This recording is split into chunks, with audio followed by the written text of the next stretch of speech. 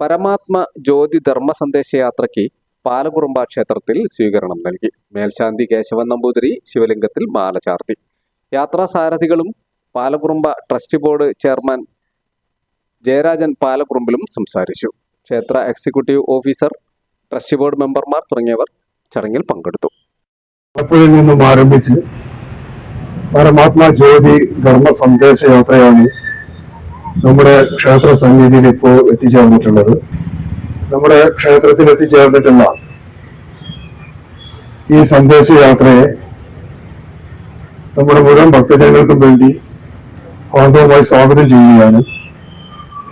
അതോടൊപ്പം തന്നെ ഈ യാത്രയോടൊപ്പം എത്തിച്ചേർന്നിട്ടുള്ള ഇതിന്റെ സംഘാടകർക്കും ഇവിടെ എത്തിച്ചേർന്നിട്ടുള്ള ഭക്തജനങ്ങൾക്കും എല്ലാവരെയും സ്വാഗതം ചെയ്തുകൊണ്ട് ഈ യാത്രയുടെ ഉദ്ദേശ ലക്ഷ്യങ്ങളെ കുറിച്ച് ശ്രീ അരവിന്ദാക്ഷൻ അവർ സംസാരിക്കുന്നത്.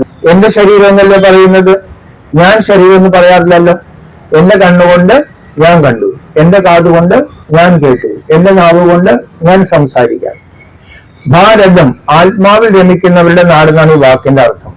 അപ്പൊ നമ്മുടെ പഞ്ചഭൂത നിർമ്മിതമായ ഈ മരിച്ചു പോകുമെന്ന് ഉറപ്പുള്ള ദേഹത്തിൽ, ഈ ദേഹത്തിന്റെ ശ്രീദേവി ഈ ഭാഗമാണ്. നമ്മളവിടെ പൊട്ടുകൂട്ടാറുണ്ടല്ലോ, വളരെ ശ്രദ്ധിച്ചോളണം, 10 മിനിറ്റ് സംസാരിക്കുള്ളൂ. ആ ശ്രീകോവിലിനകത്തായി ബോധമുള്ള മരിക്കാത്ത ഒരു പ്രകാശം ഇരിപ്പുണ്ട്. ആ ബോധമുള്ള മരിക്കാത്ത പ്രകാശത്തിനെയാണ് നമ്മൾ ആത്മാവ് എന്ന് വിളിക്കുന്നത്. എന്ത് വിളിക്കും?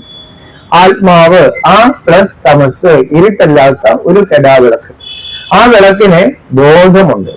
ആ പ്രകാശമാണ്, ആ ആത്മാവാണ് ദേഹത്തിന്റെ അധികാരി. ദേഹത്തിനകത്തിരുന്ന് ഞാൻ ഞാൻ ഞാൻ എന്ന് പറയുന്നത്. കുട്ടിക്കാലത്ത് നമ്മൾ ഞാൻ എന്ന് പറയും, ചെറുപ്പകാലത്തും പറയും, വയസ്സുകാലത്തും പറയും. ഞാൻ മാറില്ല, ദേഹം മാറും, അല്ലെ? ഈ ദേഹം മരിക്കുകയും ചെയ്യും. അപ്പോൾ ഈ ദേഹം മരിക്കുമ്പോൾ ഈ ആത്മാവ് എവിടേക്ക് പോകും? ആത്മാവിന് മരണമില്ല. ആത്മാവ് ഈ പഴയ ഡ്രസ്സ് മാറ്റിയിട്ട് പുതിയ അമ്മയുടെ ഗർഭത്തിലേക്ക് പോകാം. ഒരു കുറച്ച് ദിവസം, ഒരു 10-15 ദിവസമൊക്കെ നമ്മുടെ വീട്ടില് ഒരു സൂക്ഷ്മ പ്രകാശ ശരീരത്തിൽ ഉണ്ടാകും.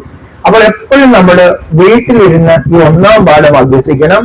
ഞാനും എന്റെ ഭർത്താവും എന്റെ മക്കളും ഈ ലോകത്തുള്ള എല്ലാവരും ആരാണ്? നമ്മൾ എല്ലാവരും അനശ്വര ആത്മസ്വരൂപികളാണ്.